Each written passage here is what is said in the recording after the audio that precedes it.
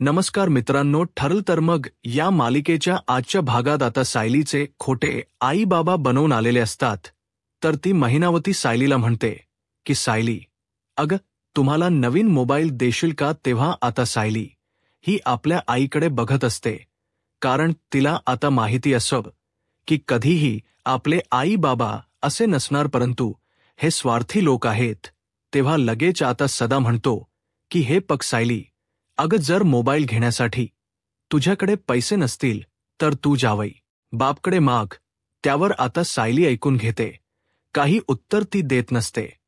तर त्यांच हे बोलणं ऐकून घेतल्यानंतर सायली छान असं उत्तर देते की नाही बाबा, हे बघा माझ्या हातामध्ये पैसे असतात. कारण सायलीला कधीही कुणाचा मान मोडायचा नसतो. प्रत्येकाची मनधरणी ती व्यवस्थित करत असते, कारण कुणाचा अगदी आपल्यामुळे अपमान तर व्हायला नकोय आणि कुणाचं मन सुद्धा दुखायला नको असे स्वभावाची आता आपली सायली असते. सायली सांगते की हे बघा, जर या घरातील तिजोरी जरी मी उघडली तरी सुद्धा मला कोणीही त्याबद्दल विचारणार नाही. तर इतका विश्वास या घरातील लोकांचा माझ्यावर आहे.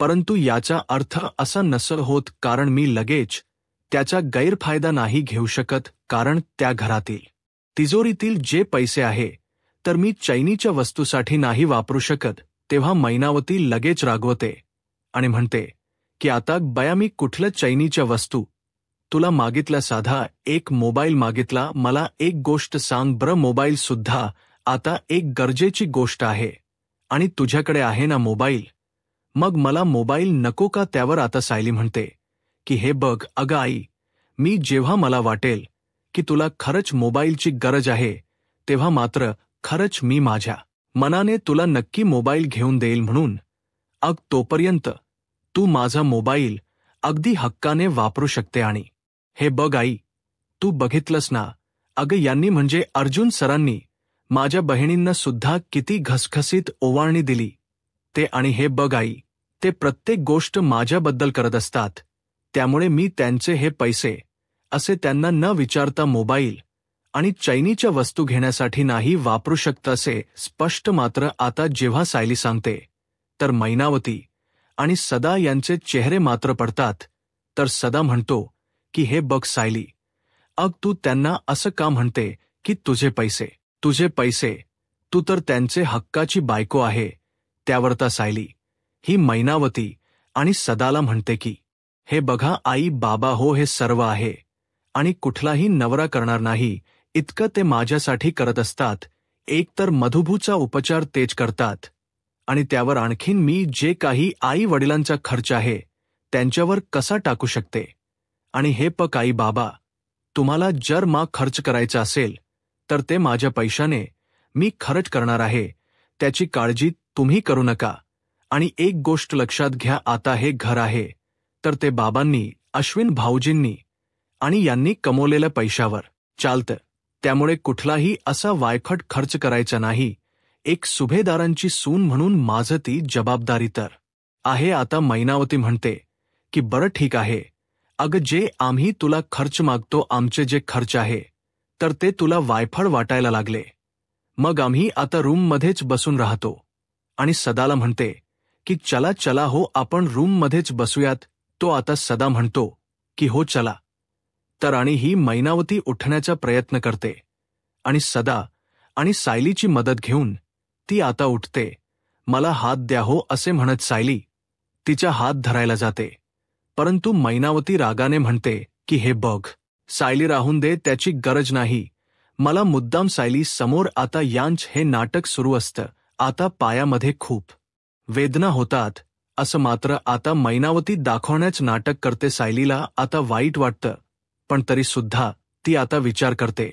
त्यानंतर आता इकडे नागराजला महिपचा फोन येतो. आता फोन घेतल्यानंतर आता नागराज विचारतो की बोल ना महिप्त, अरे कसलं, आज कशाबद्दल फोन केलास? तेव्हा मात्र आता महिप्त खूप भडकतो. महिप्त म्हणतो की अरे तू तर खूप मोठ्या मोठ्या बाता करत होता आणि कोण तो शुभम आपल्याला व्हिडिओ बनवून देणार होता आणि त्याने अजूनपर्यंत तो व्हिडिओ मिळून दिलेला नाही. आणि ती प्रिया तर इतकी शहाणी निघाली, तिने ती लिंक सुद्धा ओपन केलेली नाही. तर त्यावर आता नागराज शांतपणे म्हणतो की हे पत्पर, तू शांत हो, आपलं बोलणं झालेलं आहे, आपण खरंच काहीतरी आता विचार करूयात. तेव्हा आता महिप्त म्हणतो की काहीतरी पाऊल उचला, कारण पाऊल कधी उचलणार तुमचं पाऊल आहे, तर हे हत्तीच्या पावलांपेक्षा जड झालेलं आहे. त्यावर आता नागराज म्हणतो की अरे महिप्त, तू ऐकून तर घे, माझं प्रियाचा फोन फक्त माझ्या हातात यायला हवा, फक्त 5 मिनिटासाठी.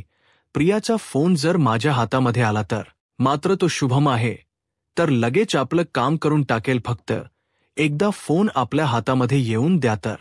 महिप्त म्हणतो की हो, लवकरात लवकर. ते डबडं आहे ना फोनच, तर ते तुमच्या ताब्यात घ्या. काय पंचांगण काढून मुहूर्त बघायचं आहे का तुम्हाला?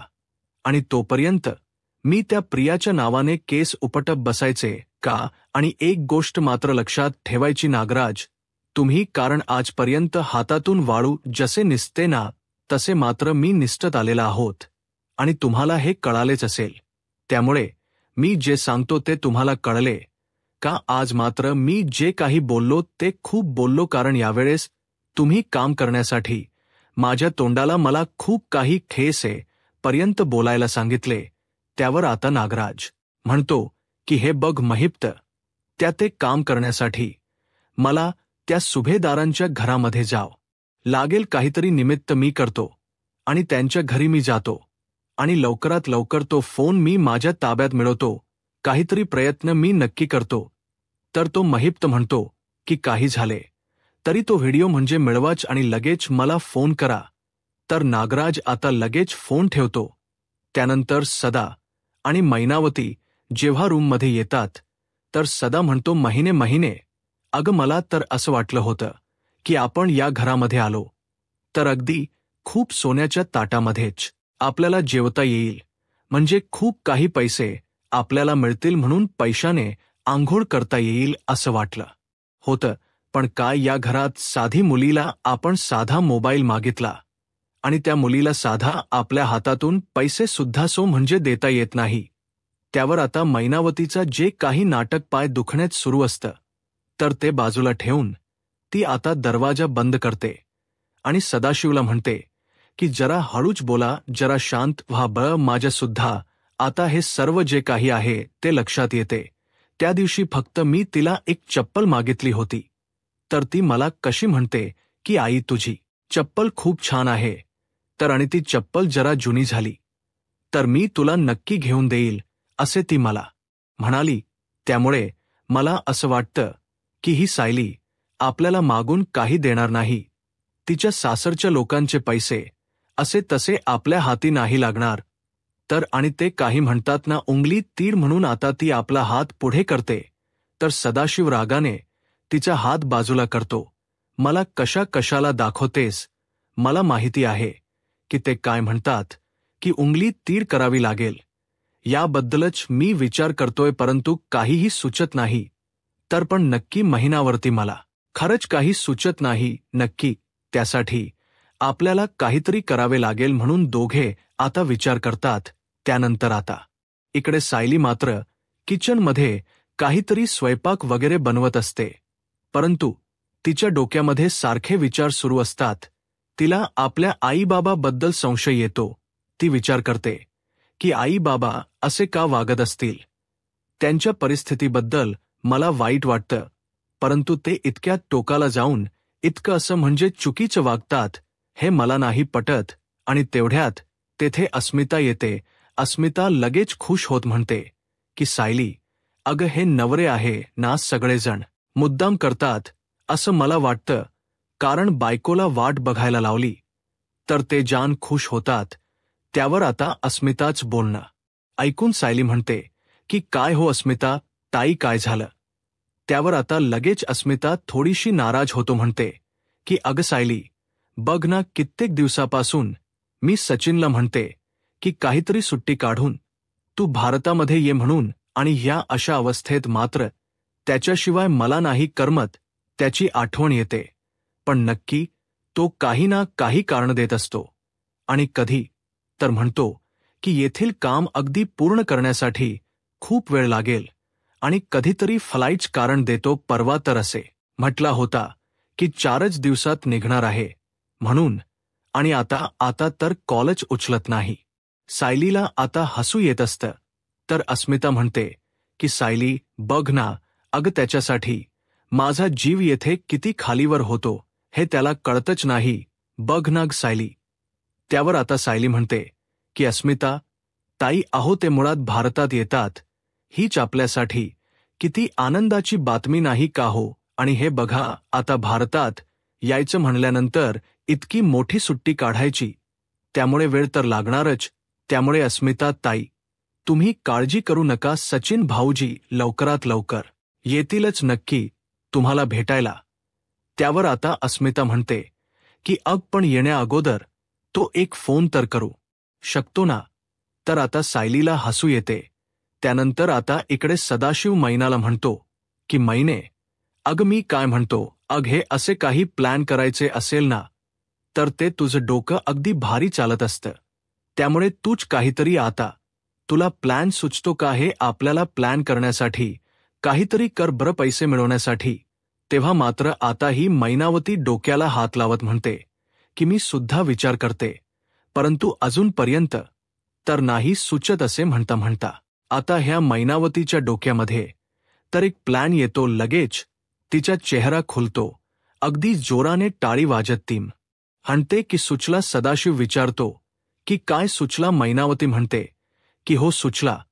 आणि लगेच सदाच्या कानामध्ये ती मात्र, आत्ताच मला हा डब्बा घेऊन जाण्यासाठी आवडले असते, कारण मला तिकडे जायचेच होते, परंतु खरंच मी डेंटची अपॉइंटमेंट घेतलेली आहे आणि ते क्लिनिक तर सुभेदारांच्या घराच्या अगदी विरुद्ध दिशेला आहे, त्यामुळे मला तिकडे नाही जाता येणार. तेव्हा आता प्रतिमातेच हे बोलणं ऐकून सुमन विचारते की वहिनी, मग आता काय करायचं. आता तो डब्बा आपण तिकडे कसं पोहोच करणार. आणि शेवटी नागराजला तर तेच हो असतं. तो लगेच खुश होतो आणि आपल्या मनात म्हणतो की आता मात्र सुभेदारांच्या घरात जाऊन त्या प्रियाचा फोन मिळवणं यासाठी तर ही एक उत्तम संधी चालून आली. तर त्यानंतर आता इकडे अर्जुन हा सायलीला समजावतो की हे बघ सायली, तू रिलॅक्स हो जरा, इतकं टेन्शन घेऊ नकोस. त्यांना जे काही हो असेल ते तू मला सांग, मी नक्की त्यांना देतो. आता सायली अर्जुनला म्हणते की अहो तसे नाही, परंतु आता त्यांना जी काही हाऊस वगैरे आहे तर ती त्यांच्या मुलीने करायला हवी, जाव्यानी नाही असं मला वाटतं. तेव्हा आता सायली थोडी अडखळत अगदी म्हणत असते. तर अर्जुन म्हणतो की काय सायली, अगं बोल.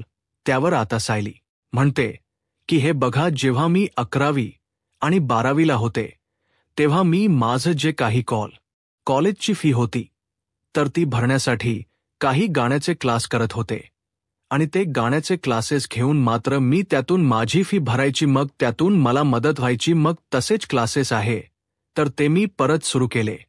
तर म्हणजे तेव्हा खरंच मला खूप छान वाटायचं. काही पैसे खर्चासाठी माझ्याकडे असायचे, त्यामुळे मी त्यासाठी आता हे पैसे मिळवण्यासाठी क्लास सुरू करू का, आणि त्या क्लासच्या पैशातून मात्र मी आई-बाबांचा खर्च अगदी व्यवस्थित करू शकते. तर अर्जुन आपल्या सायलीकडे एकटक बघत असतो.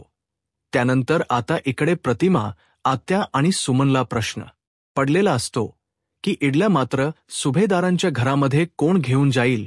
नागराज लगेच त्यांच्या समोर येतो आणि म्हणतो की तुमचं हे जे काही आता मोठा प्रॉब्लेम आहे, प्रॉब्लेम सोल्युशन माझ्याकडे आहे.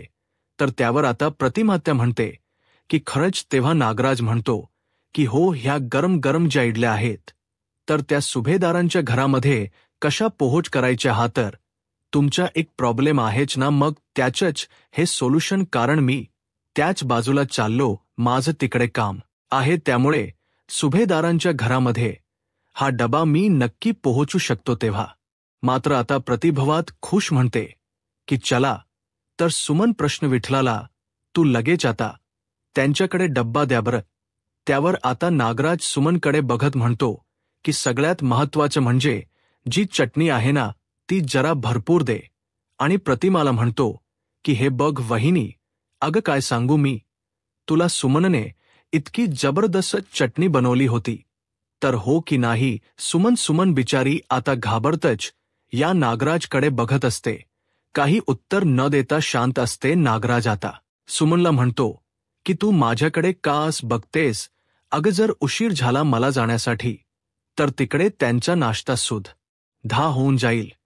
मग ह्या इडल्या तिकडे नेऊन काय उपयोग होईल बरं? त्यामुळे चल लवकर, तो जो डब्बा आहे तर तो लवकरात लवकर भरून दे. तेव्हा प्रतिमा सुमनला द्यायला सांगते. सुमन आता नागराजकडे बघतच असते, ते पण रागाने. त्यानंतर मात्र सुमनने मिक्सरमध्ये जी चटणी काढलेली आहे तर ती डब्यामध्ये भरते आणि आता नागराजकडे रागानेच बघत ती पिशवी आहे तर ती नागराजच्या हातात देते आणि प्रतिमाकडे बघून खूप खुश होत असते. तर इकडे सायलीने आता अगदी जे काही गाण्याची क्लास आहे तर ते घेण्यासाठी अर्जुनला विचारलेलं असतं. अर्जुन म्हणतो की हे बघ, तुला जर ते योग्य वाटत असेल, तुला जर अगदी मस्त वाटत असेल तर नक्की तू आता हे सर्व करू शकते. आणि जर तू आई बाबांच्या खर्च करण्यासाठी हे सर्व करत असेल तर खरंच त्याचं मला वाईट तर वाटेलच. त्यावर आता सायली म्हणते की हे बघा अर्जुन सर, खरं सांगते, मी तुम्हाला नक्की मी काय करू तेच मला नाही कळत हो. म्हणजे हे बघा, एका दृष्टीने मला एका बाजूला असं वाटतं की आई बाबांच्या सुखासाठी कोणतीही गोष्ट कमी पडू नये आणि त्याच बाजूला आता असं वाटतं दुसऱ्या बाजूला की सुभेदारांचं मन सुद्धा किती मोठं आहे, मग त्यांच सुद्धा कोणीही गैरफायदा घ्यायला नकोय. तर आता सायलीच हे बोलणं ऐकून अर्जुन तिला म्हणतो की हे पक, रिलॅक्स सायली, तू इतका ट्रेस घेऊ नकोस. आपण एक काम करूयात, मी नक्की बोलतो त्यांच्याशी आणि ते सुद्धा खुश होतील आणि तू सुद्धा खुश होशील. आणि काहीतरी आता तो म्हणत असतो. तर आता सायली म्हणते की अहो सुवर्ण मध्य. तर अर्जुन म्हणतो की हो तेच, ते काहीतरी निघतो की काय ते बघूयात आणि चल आता स्माईल. तेव्हा आता सायली खुश होत असते आणि दोघे आता आई बाबांशी बोलायला आता त्यांच्या रूमकडे येतात. रूमचा दरवाजा उघडतात तर तेथे मात्र मैनावती आणि सदाशिव नसतात. तेव्हा आता सायली आवाज देते की आई, अहो बाबा. तर अर्जुन सायलीला विचारतो की ते कुठे बाहेर जाणार होते, हे त्यांनी तुला सांगितले होते का? तेव्हा आता सायली घाबरते. सायली म्हणते की नाही हो, ते अचानकच निघून गेलेत. आणि अहो हे बघा, मी त्यांना पैसे द्यायला नाही म्हणाले म्हणून.